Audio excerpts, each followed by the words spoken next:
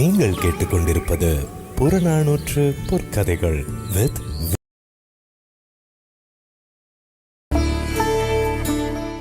நல்லதே நடக்கும், நடப்பதெல்லாம் நன்மைக்கே. நான் வினிதா. இப்ப நம்ம கேட்க போற கதையுடைய தலைப்பு எளிமையும் வலிமையும். சோழ மன்னன் அதியமானும் புலவரான ஔவையாரும் நல்ல நண்பர்கள்.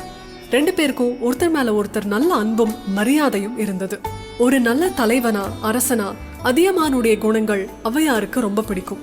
அதே போல புலமையிலும் அறிவிலும் சிறந்த ஔவையார அதியமானுக்கும் ரொம்ப பிடிக்கும். இவங்க ரெண்டு பேருடைய நட்பும் வரலாற்று புகழ் பெற்ற நட்பு. இப்போ வாங்க கதைக்குள்ள போலாம்.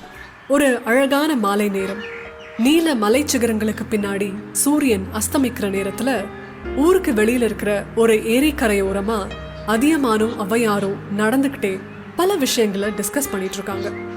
இந்த மாதிரி இயற்கை அழகு நிறைஞ்ச இடங்கள்ல ஔவையார்கிட்ட பல விஷயங்களை பத்தி டிஸ்கஸ் பண்றது அப்படிங்கிறது அதியமானுக்கு ரொம்ப பிடிச்ச விஷயம். அன்னைக்கும் அந்த மாதிரிதான் அவங்களுடைய டிஸ்கஷன்ஸ் போயிட்டு இருந்தது. அப்படியே பேசிக்கிட்டே அந்த ஏரிக்கரையோரமா இருந்த ஒரு மருத மரத்துடைய அடியில வந்து உட்காடுறாங்க. அப்ப அந்த ஏரியில ஒரு யானைய 3 பாகன்கள் குளிப்பாட்டிட்டு இருந்தாங்க. அந்த காட்சிய ரொம்ப சுவாரஸ்யமா சிறுவர்கள் வேடிக்கை பார்த்துட்டு இருந்தாங்க. அப்போ அந்த பாகன்ல ஒருத்தர், நீ குட்டி பசங்களா, இங்க வாங்க, இந்த யானையோடைய 2 தந்தங்களையும் நீங்க தான் கழுக போறீங்க அப்படிங்கிறாரு. நாங்களா? ஐயோ, யானையோடைய தந்தம் எங்களை குத்திரும் அப்படின்னு சொல்லி அந்த சின்ன பசங்க பயப்படுறாங்க. ஆனாலும் அந்த பாகன் சொல்றாரா, நாங்க தான் இருக்கோம்ல, இங்க வாங்க, யானை ஒன்னும் செய்யாது, தைரியமா கழுவுங்க அப்படிங்கிறாங்க. ஏதோ பாகன்கள் இருக்கிற நம்பிக்கையில சிறுவர்களும் மெல்ல மெல்ல யானையோடைய பக்கத்துல போய் அந்த கொம்புகளை லேசா கழுக ஆரம்பிக்கிறாங்க. யானை எதுவும் செய்யல அப்படிங்கறதுனால கொஞ்சம் தைரியமா தந்தங்களை இறுக்கமா பிடிச்சு கழுக ஆரம்பிக்கிறாங்க. யானை எதுவுமே செய்யாம அசையாம படுத்துட்டு இருந்தது. அதனாலேயே அந்த சின்ன பசங்களுக்கு தைரியம் வந்தது. இப்ப நல்லா யானை மேல ஏறி உட்கார்ந்து அதோடைய தந்தங்களை கழுக ஆரம்பிச்சாங்க. இந்த காட்சிய அதியமானும் ஔவையாரும் கவனிச்சு பார்த்துட்டு இருந்தாங்க.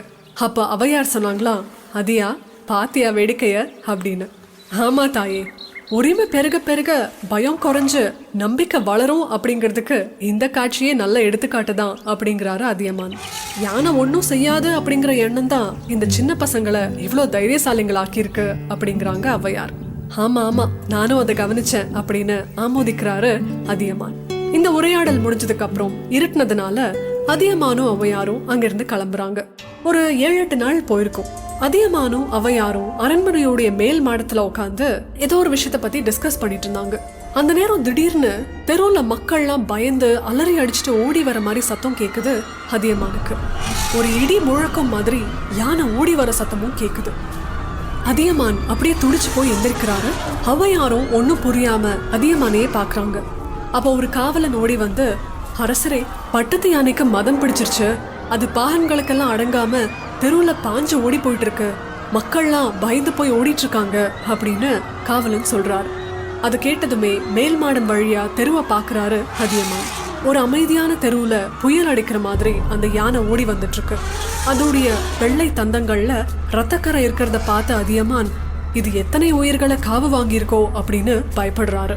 என்ன செய்யறது, இந்த யானையை எப்படி அடக்கிறது அப்படிங்கிற யோசனை அதியமானுக்கு.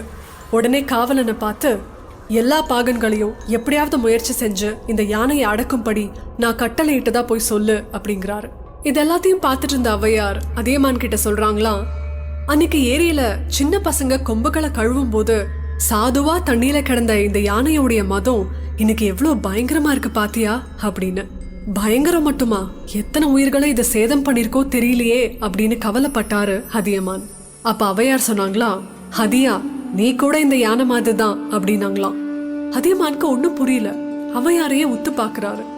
அப்போ ஔவையார் சொல்றாங்களா, சின்ன பசங்க கொம்புகளை கழுவி விடும் போது அமைதியா இருந்த யானை மாதிரி தான் நீயும் புலவர்களான எங்களோட அன்புக்கு மட்டும் நீ கட்டுப்படுற. இதுவே உன்னுடைய பகைவர்களுக்கு முன்னாடி நீ இந்த மதம் பிடிச்ச யானை மாதிரி எல்லாம் ஆயிடுற அப்படின்றாங்க புலவர். புதிரா ஆரம்பிச்ச பேச்சு புகழ்ச்சியா மாறும்னு அதியமானும் எதிர்பார்க்கல. அவரும் புன்னகை உதிர்க்கிறாரு. அந்த நேரத்துல காவலன் ஓடி வந்து, எப்படியோ பாகன்கள்லாம் சேர்ந்து யானையுடைய மதத்தை கட்டுப்படுத்திட்டாங்க அப்படின்ற நல்ல செய்தியையும் சொன்னாரு. எளியவனுக்கு எளியவனாவும் வலியவர்களுக்கு வலியவராகவும் இருக்கிறவங்க தான் ஒரு நல்ல தலைவனா இருக்க முடியும் அப்படிங்கிறதுக்கு இந்த பாடல் ஒரு நல்ல எடுத்துக்காட்டு. இந்த கருத்தோட நிகழ்ச்சி நிறைவு செய்யலாம். இந்த நிகழ்ச்சி வரை நல்லதே நடக்கும், நடப்பதெல்லாம் நன்மைக்கே. புறநானூற்று பொற்கதைகள்.